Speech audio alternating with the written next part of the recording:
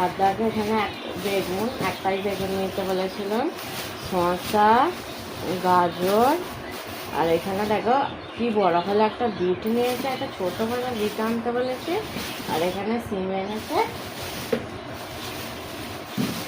এখানে ধনে পাতা, কাঁচা লঙ্কা, পেঁয়াজ এনেছে, আর দেখো মাংস।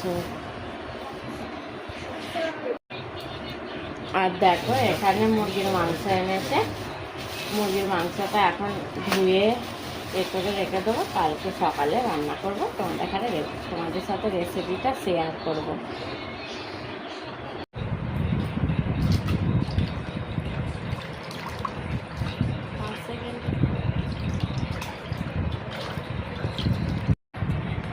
দেখো মাংসটা আমার ধোয়া হয়ে গেছে, এটাকে এবার আমি চাল দিয়ে নেবো, কেটে দাও।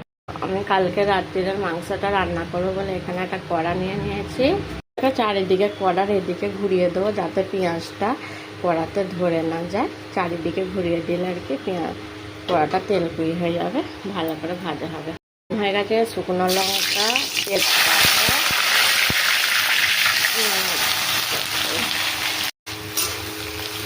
দেখো পেঁয়াজটা ভালো করে ভেজে নেবো, তারপরে মাংসটা দিয়ে দেবো। আজকে আমি মুরগির মাংস কষা করবো, রেসিপিটা তোমরা দেখতে থাকো। করে ভাজা হয়ে গেছে, আমি মশলাগুলো দিয়ে দেবো, নুন, লঙ্কা গুঁড়ো, ধনে গুঁড়ো, হলুদ গুঁড়ো, একটা সব কিছু মশলা আমি দিয়ে দিয়েছি। এটাতে মাংসটা দিয়ে দেবো, তারপর আদা রসুনের পেস্টটাও দিয়ে দেবো।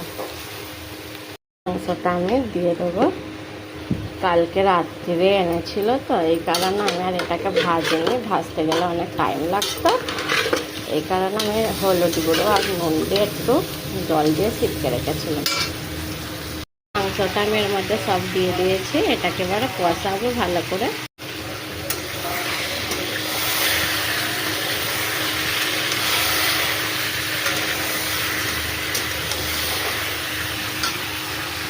রসুনের পেস্টটাতে দিয়ে দেবো,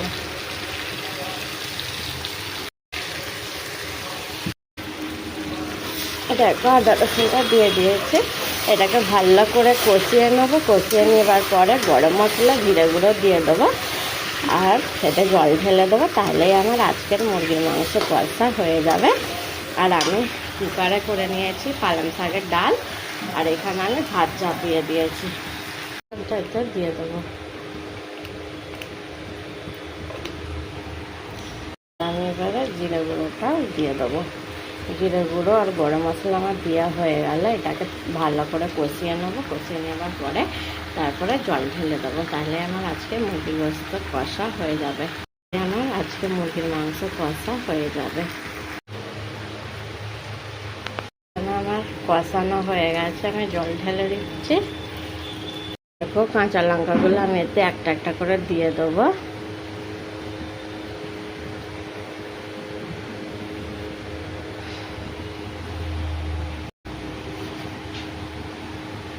দেখো এতে আমি ধনে পাতাগুলো দিয়ে দেবো।